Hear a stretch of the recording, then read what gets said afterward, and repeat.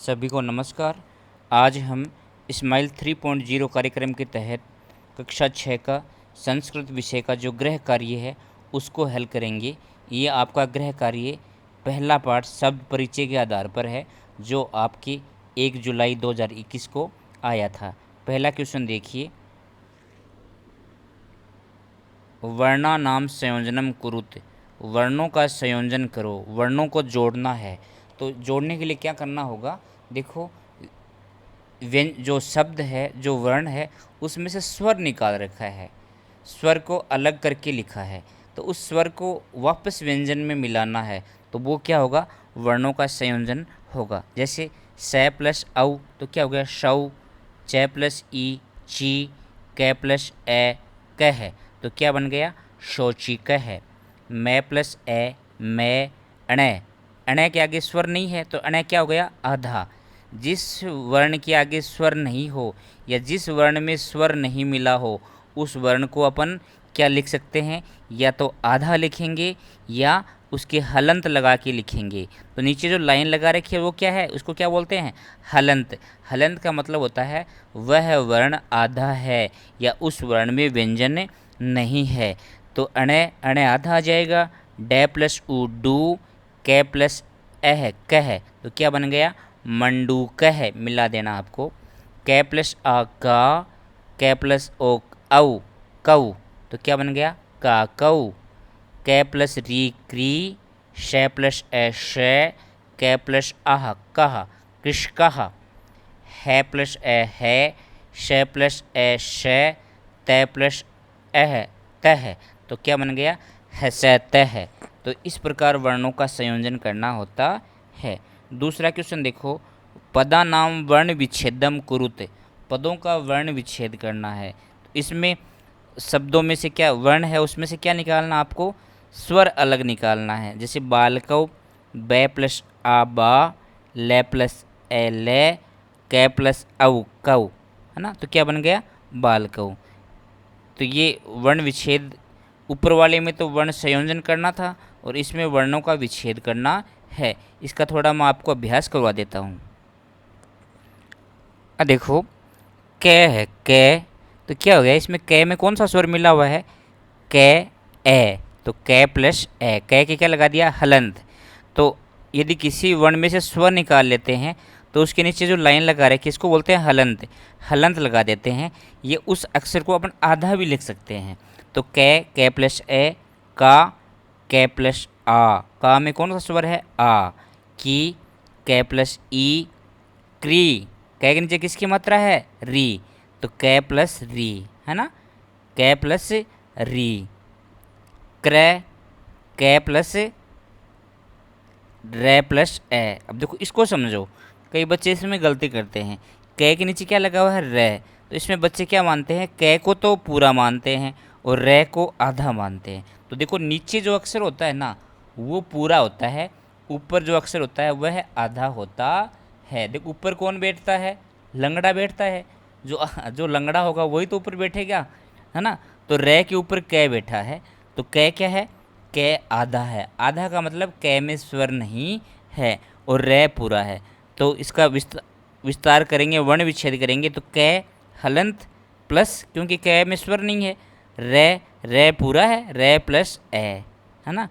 प्र ऐसे ही है, तो पै के नीचे क्या रे, तो पै क्या हो गया आधा, स्वर रहित व्यंजन, और रे तो पै प्लस रे प्लस ए, है ना, पै रे, ऐसे होता है ये।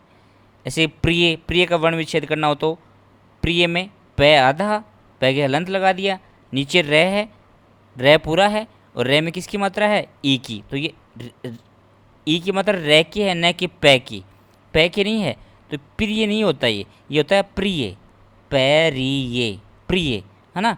तो रे प्लस ई, ये प्लस ए, तो ये वर्णों का विच्छेद होता है। ऐसे ही वर्णों का संयोजन होता है।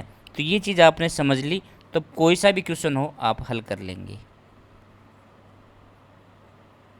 तो देखो इसमें शुनक है, तो से प्लस उ, ने प्लस ए, कै प्लस ए है। कपोतव, कै प्लस ए, पै प्लस ओ, तै प्लस औ, है ना, जो स्वर है वो निकाल देना है।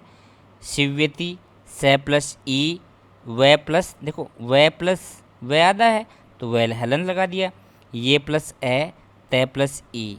मुश्कहा, मैं प्लस ऊ, शे प्लस ए, के प्लस आहा, मुश्कहा ना। तो आपने सीख लिया, तो इस प्रकार अपन कर लेंगे। तीसरा देखो, उदाहरणम दृष्ट्वा रिक्त स्थानानि पूर्यते, उदाहरणों को देखकर रिक्त स्थान की पूर्ति करनी है। यथा जैसे मयूरः, मयूरौ, मयूरः, मयूरः एक वचन, मयूरौ द्विवचन, मयूरः बहुवचन। ऐसे ही आपको अन्य शब्दों के लिखने हैं।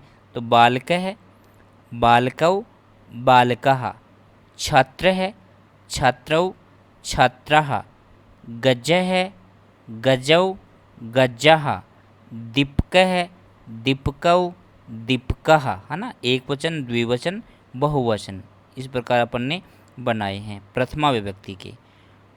4 का देखो, कोष्ठकात उचित सर्वनाम पदम चित्वा रिक्त स्थानानि पूर्यत। कोष्ठक में 2 सर्वनाम दे रखे हैं ओब्लिक लगा के, इसमें से एक सही है और वो रिक्त स्थान में बढ़ना आपको। तो वृद्धः हसन्ति, वृद्ध हंसते हैं, तो बहुवचन है। देखो श एक वचन, तौ द्विवचन, ते बहुवचन। ऐसे ही एषः एक वचन, एतौ द्विवचन, एते बहुवचन। तो ये वृद्धः हसन्ति बहुवचन है, तो इसके साथ क्या आएगा, बहुवचन का आएगा ते, है ना। तो जो जिस क्रिया है ना हसन्ति, क्रिया यदि बहुवचन की है तो उसके साथ जो सर्वनाम है या कर्ता है वह भी क्या आएगा, बहुवचन का ही आएगा, तो ते आ जाएगा। दूसरा देखो, नीलवर्णः सन्ति, नीले रंग के हैं, तो एते ये सब, एतौ ये दोनों, तो ये सब सन्ति बहुवचन है, तो एते नीलवर्णः सन्ति, ये सब नीले रंग के हैं।